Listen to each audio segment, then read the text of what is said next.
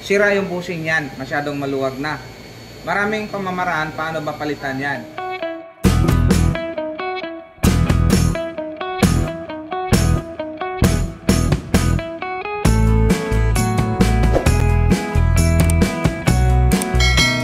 So itong electric fan na to, ang issue nito, huminto daw bigla.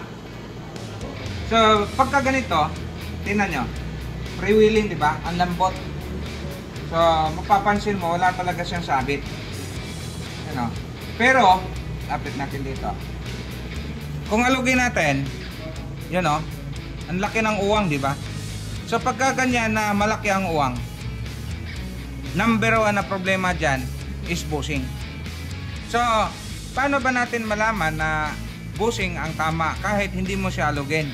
Ganito yan. Freewheeling, pagka inikot natin, pag isaksak, naninigas. Diba? Tumitigas siya. Ibig sabihin, nag-stack up siya. Kung kailan lalagyan natin ng supply, saka naman siya nag-stack up. So, 100% bushing ang issue nun. Try natin. Ito ay gawa ni Renel. Hindi pa gagawin pa lang ni Renel, ang reklamo eh. Gagawin pa lang. So, malambot ha, ayan, lambot. Tapos, saan yung switch nito? Ito to. Ayan o. Pansin nyo? Ayan o. Ayan o. Tumigas. Ayan o.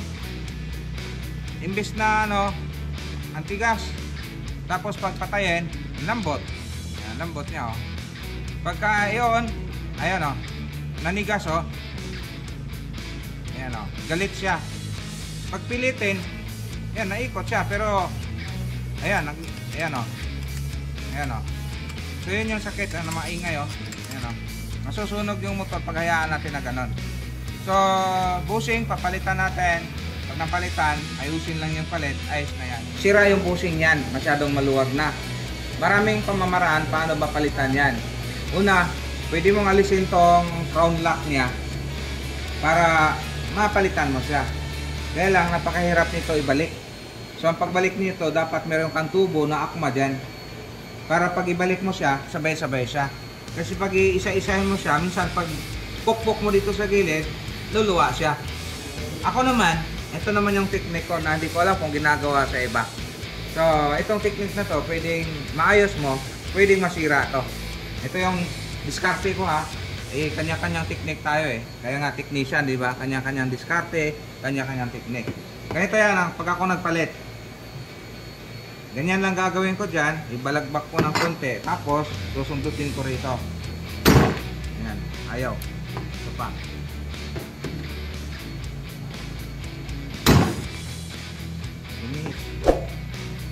Okay, lumuwag, di ba?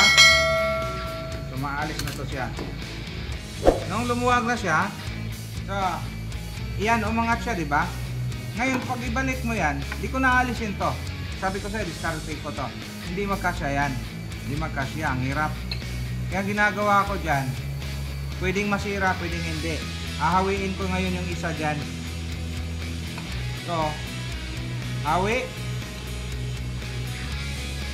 Ito pa, hawi. Tapos, testing. Di pa rin kasya, yung tapat. Hawi. Hawi. Oh, na-shoot na, di ba? Ang dali. Tapos ngayon, babalik niyo na to. Oh. Tapos yung hinawi mo, medyo pukpuk ng konti. Tulak lang, tulak lang.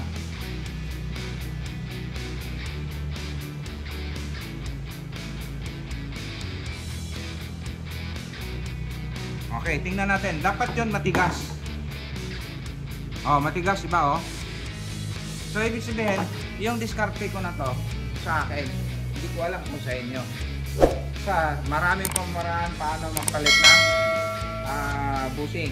Ngayon, minsan kasi, pag kinalas mo yan, pagbalik mo, mahirapan ka nang magbalik nito. Dahil ito, naka ano yan eh, parang naka, ano siya, pinukpok yun sa gilid-gilid, may tendency yan na pag napingas yan, ang hirap na ibalik. Kaya yung iba, diskarte din nila yon, nilalagyan ng epoxy dito.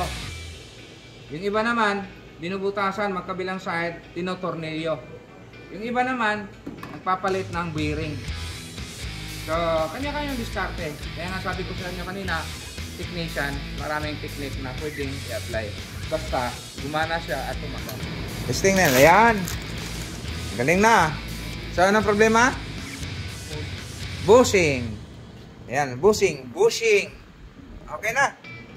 Natutuwa na ang may-ari niyan. Shout out kay Sir Eric Bermudo. Sa kanya yan.